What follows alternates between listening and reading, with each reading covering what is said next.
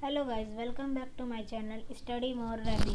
तो आज हम फोर्थ सेट का सेकंड पार्ट डिस्कस करेंगे और हमने ऑलरेडी जीके के सारे पार्ट्स हमारे चैनल पर अपलोड कर दिए हैं। जिसने भी अभी तक हमारा चैनल सब्सक्राइब नहीं करा है वो सब्सक्राइब कर लीजिए। तो चलिए शुरू करते हैं। भारतीय संविधान के अनुच्छेद 25 में प्रदान की गई अंतःकरण की स्वतंत्रता को निम्नलिखित में से किन दो अनुच्छेदों द्वारा मजबूती प्रदान की गई है? ऑप्शन से अनुच्छेद 27 और 28, ऑप्शन बी अनुच्छेद 27 और 29, ऑप्शन सी अनुच्छेद 24 और 28 अनुच्छेद और ऑप्शन डी अनुच्छेद 26 और 28। तो इसका आंसर है ए अनुच्छेद 27 और 28। भारतीय संविधान का अनुच्छेद 25 धर्म की स्वतंत्रता और अंतःकरण की आज़ादी प्रदान करता है। यह अधिकार नागरिकों तथा गैर नागरिक दोनों को प्रदान किया गया है। इसके तहत धर्म को मानने, आचरण करने और प्रचार करने की आज़ादी प्रदान की गई है। अनुच्छेद 27 एक विशिष्ट धर्म को बढ़ावा देने और बनाए रखने के लिए करों पर प्रतिबंध लगाता है एवं धार्मिक तटस्थता को कायम रखता है। भारतीय संविधान के अनुच्छेद 28 के अंतर्गत शैक्षणिक संस्थानों में धार्मिक शिक्षा में उपस्थिति होने की स्वतंत्रता से जुड़े प्रावधान हैं। नेक्स्ट क्वेश्चन, भारत में अनुबंधित सिविल सेवाओं के लिए अर्हता प्राप्त करने वाले पहले भारतीय कौन थे?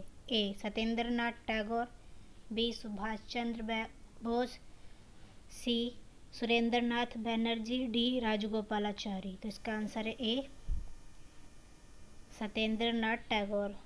भारत में सिविल सेवाओं में अर्हता प्राप्त करने वाले प्रथम भारतीय सत्येंद्र नाथ टैगोर थे। उन्होंने वर्ष 1863 में भारतीय सिविल सेवा की परीक्षा पास की थी और उनको बंगाल प्रेसिडेंट कैडर प्राप्त हुआ था।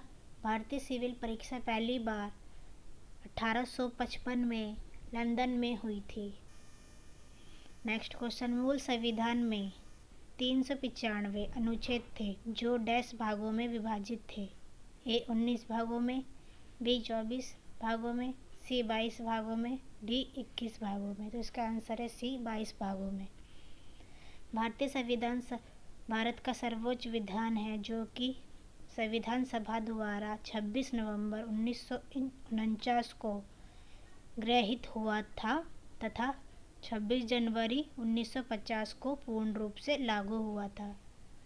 भारतीय संविधान में मूल रूप से 395 अनुच्छेद शामिल है जो भाग 22 भागों में और अनुसूचियों में विभाजित है, जबकि वर्तमान में 12 अनुसूचियां हैं। भारत के संविधान का मूल स्रोत भारत सरकार अधिनियम 1935 को माना जाता है। नेक्स्ट क्वेश्चन, सिकंदर के आक्रमण के फलस्वरूप निम्नलिखित में से किस वंश का उदय हुआ? ए चालुक्य वंश, बी मौर्य वंश, सी पांड्य वंश और डी पल्लव वंश। तो इसका आंसर है बी मौर्य वंश। सिकंदर के आक्रमण के फलस्वरूप मौर्य वंश का उदय हुआ था। सिकंदर के आक्रमण के समय मगध साम्राज्य पर नंद वंश के शासक घनानंद का शासन था। 322 में ईसा पूर्व में हुए युद्ध में चंद्रगुप्त मौर्य ने नंद वंश के अंतिम शासक घनानंद को पराजित कर मौर्य वंश की स्थापना की। नेक्स्ट क्वेश्चन, निम्नलिखित में से किस संविधान संशोधन अधिनियम ने अनुच्छेद 38 में संशोधन किया जिसे राज्य के नीति निर्देशक सिद्धांतों के तहत गिना गया और जिसने राज्य की आय, स्थिति, सुविधाएं और अवसरों में असमानताओं को कम करने का निर्देश दिया? Option A 42, option C 40, option C 44, option D 43। तो इसका आंसर है सी 44वां संविधान संशोधन। भारतीय संविधान के 44वां संशोधन। भारतीय संविधान के 44वें संशोधन अधिनियम 1978 में अनुच्छेद 38 में संशोधन किया गया। राज्य के नीति निर्देश के तहत गिना गया। इस संशोधन के माध्यम से राज्य को आय, स्थिति, सुविधाएं और अवसरों की असमानता को कम करने का निर्देश दिया गया। 44वें संविधान संशोधन के माध्यम से संपत्ति के अधिकार को मौलिक अधिकार से हटाकर कानून अधिकार बनाया गया एवं अनुच्छेद 31 को निरस्त कर एक नया अनुच्छेद 300A द्वारा प्रतिस्थापित किया गया। नेक्स्ट क्वेश्चन, थियोसॉफिकल सोसाइटी की स्थापना किस देश में हुई थी? ए जापान में, बी फ्रांस में, सी इंग्लैंड में, डी अमेरिका में। तो इसका आंसर है डी अमेरिका में है। थियोसॉफिकल सोसाइटी की स्थापना 1875 में अमेरिका के न्यूयॉर्क शहर में हुई थी। मैडम हेलेना ब्लावात्स्की और कर्नल हेनरी स्टील ऑलकॉट इस सोसाइटी के संस्थापक थे। नेक्स्ट क्वेश्चन, निम्नलिखित में से किसने जैविक वर्गीकरण की नामावली की शुरुआत की?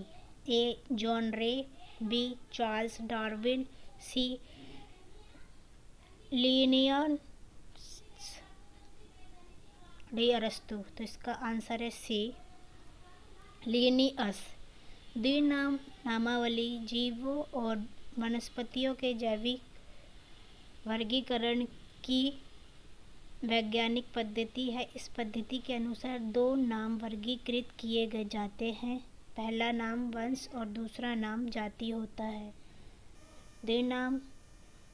नामावली का जनक स्वीडन के वैज्ञानिक कार्ल लिनियस को माना जाता है।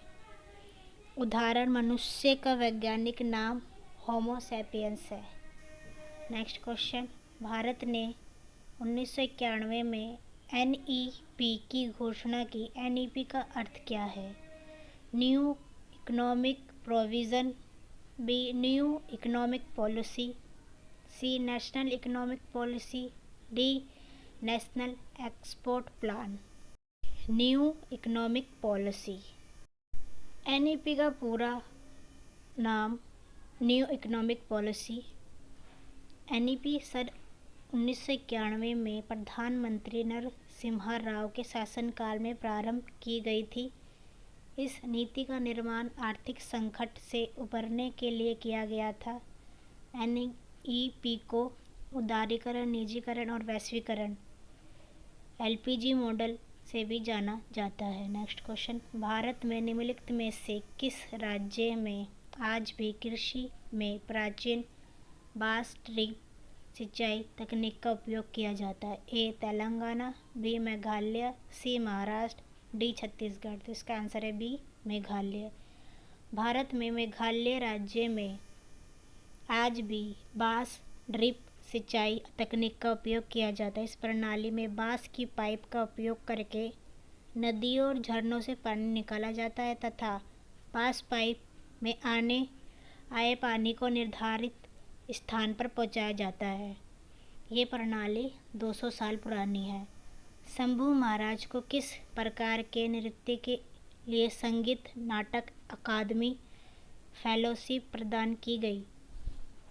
ए कथक, बी कुचिपुड़ी, सी भरतनाट्यम, डी मणिपुरी। तो इसका आंसर है कथक। शंभू महाराज भारतीय शास्त्रीय नृत्य शैली कथक से संबंधित रहे हैं। लखनऊ घराने से संबंध रखने वाले शंभू महाराज को सन 1967 में कथक नृत्य के लिए संगीत नाटक अकादमी फेलोशिप प्रदान किया गया। इन्हें 1958 में पद्मश्री पुरस्कार से भी सम्मानित किया गया था। नेक्स्ट क्वेश्चन, भारत सरकार द्वारा लगाई गई सीमाओं या बाधाओं को हटाने की प्रक्रिया को किस नाम से जाना जाता है? ए वित्तीय निवेश, बी उदारीकरण, सी भूमंडलीकरण या डी निजीकरण। तो इसका आंसर है बी उदारीकरण। भारत सरकार द्वारा लगाई गई सीमाओं और बाधाओं को हटाने की प्रक्रिया उदारीकरण कहलाती है। उदारीकरण से तात्पर्य किसी देश में आर्थिक विकास में बाधा डालने वाले नियमों, नियंत्रणों और प्रक्रियाओं को सरल करने या समाप्त करना है। इसके माध्यम से आर्थिक गतिविधियों में लगे प्रतिबंधों को कम किया जाता है। इसे बाजार को मुक्त करना भी कहा जाता है। नेक्स्ट क्वेश्चन, 37वीं राष्ट्रीय जूनियर एथलीट चैंपियनशिप निम्नलिखित में से किस राज्य में आयोजित की गई? ए असम, बी मिजोरम, सी नागालैंड या डी मणिपुर। तो इसका आंसर है ए असम। 37वीं राष्ट्रीय जूनियर एथलीट्स चैंपियनशिप 2022 में असम राज्य के गुवाहाटी में आयोजित किया गया था। यह आयोजन युवा एथलीट को अपनी योग्यता प्रदर्शित करने का मंच था। 39वीं राष्ट्रीय जूनियर एथलीट्स चैंपियनशिप का आयोजन 7 से 11 दिसंबर 2024 उड़ीसा के भुवनेश्वर में की जाएगी थी। नेक्स्ट क्वेश्चन, भारत की जनगणना 2011 के अनुसार निम्नलिखित में से कौन सा राज्य 0 से 0 वर्ष की आयु की सबसे अधिक जनसंख्या वाले शीर्ष 3 राज्यों में शामिल है? ए मध्य प्रदेश, बी केरल, सी असम, डी महाराष्ट्र। इसका आंसर है डी महाराष्ट्र। भारत की जनगणना 2011 के अनुसार 0 से 6 आयु वर्ग के सबसे बड़ी जनसंख्या वाले राज्य निम्न हैं। उत्तर प्रदेश में 29.7 मिलियन, बिहार में 18.6 मिलियन, महाराष्ट्र में 12.8 मिलियन, मध्य प्रदेश में 10.5 मिलियन, राजस्थान में 10.5 मिलियन। नेक्स्ट क्वेश्चन, किस सरकारी आयोजन का मुख्य उद्देश्य ग्रामीण गरीब युवा को आर्थिक रूप से स्वतंत्र और विश्व स्तर पर प्रासंगिक कार्यबल में बदलना है? ए Shyama Prasad Mukherjee rurban mission, B के राष्ट्रीय करियर सेवा, सी दीनदयाल अंत्योदय योजना राष्ट्रीय ग्रामीण आजीविका मिशन, डी दीनदयाल उपाध्याय ग्रामीण कौशल योजना। तो इसका आंसर है डी दीनदयाल उपाध्याय ग्रामीण कौशल योजना। दीनदयाल उपाध्याय ग्रामीण कौशल योजना 25 सितंबर 2014 को प्रारंभ की गई थी। योजना का मुख्य उद्देश्य ग्रामीण गरीब युवाओं को आर्थिक रूप से स्वतंत्र और विश्व स्तर पर प्रासंगिक कार्यबल में बदलना है। इस योजना में 15 से 35 वर्ष के युवाओं पर ध्यान केंद्रित करने का लक्ष्य है। यह योजना राष्ट्रीय ग्रामीण आजीविका मिशन का एक हिस्सा है। नेक्स्ट क्वेश्चन, किस पूर्वोत्तर राज्य द्वारा पर्यटन को बढ़ावा देने के लिए मुख्य रूप से अहिया विंटर फेस्टिवल आयोजित किया जाता है? ए सिक्किम, बी अरुणाचल प्रदेश, सी त्रिपुरा, डी मेघालय। तो इसका आंसर है डी मेघालय। मेघालय द्वारा पर्यटनों को बढ़ावा देने के लिए अहिया विंटर फेस्टिवल का आयोजन किया जाता है। अहिया का अर्थ है खुशी का जश्न।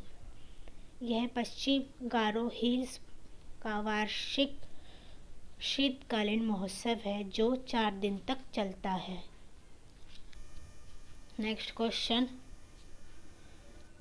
प्रथम पैरा एशियाड की मेजबानी निम्नलिखित में से किस देश ने की थी? ए दक्षिण Korea, B Bharat, C Japan, C चीन, डी जापान। तो इसका आंसर है सी चीन। प्रथम पैरा एशियाई खेल वर्ष 2010 में चीन के गुआंगझो में आयोजित किया गया था। यह विकलांग एथलीट के लिए प्रथम बहुस्पर्धा आयोजन था जिसमें एशिया प्रशांत क्षेत्रों के एथलीटों ने प्रतिभाग किया। इस आयोजन प्रत्येक 4 वर्ष में किया जाता है वर्ष 2026 में पैरा एशियाई खेलों का आयोजन जापान के एची नागोया में किया जाएगा। नेक्स्ट क्वेश्चन,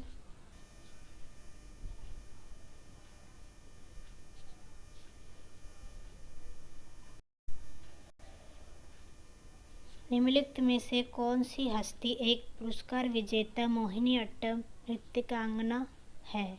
नीना प्रसाद, बी मीनाक्षी चितरंजन, सी वसुंधरा दौरास्वामी और डी सुतापा तालुकदार। इसका आंसर है ए नीना प्रसाद। मोहिनीअट्टम नृत्य शैली की नृत्यकांगना है। केरल के शास्त्रीय नृत्य शैली मोहिनीअट्टम में उनके महत्वपूर्ण योगदान के लिए 2021 में संगीत नाटक अकादमी पुरस्कार से सम्मानित किया गया था, जबकि सुतापा तालुकदार का संबंध ओडिसी नृत्य से है। Next and last question, Sandeep Das निम्नलिखित में से किस ताल वाद्ययंत्र को बजाने के लिए प्रसिद्ध है? ए कजीरा, बी तबला, सी पखावाज, डी घटम। तो इसका आंसर है बी तबला। संदीप दास एक भारतीय तबला वादक है। संदीप दास का जन्म पटना बिहार में हुआ था। उन्होंने सबसे पहले शिव कुमार से तबला वादन सीखना प्रारंभ किया। उसके बाद उन्होंने बनारस घराने से संबंधित किशन महाराज से तबला वादन की शिक्षा प्राप्त की। हमारा सेकंड पार्ट यहाँ पे हमने डिस्कस कर लिया है। अब नेक्स्ट आगे और पार्ट्स आते रहेंगे जो आपकी जीके में आने वाले सभी एग्ज़ाम्स के लिए इम्पोर्टेंट है। तो आप हमारे साथ ऐसे बने रहिए और हमारे चैनल को सब्सक्राइब करिए, लाइक करिए। Thank you. जय हिंद, जय भारत।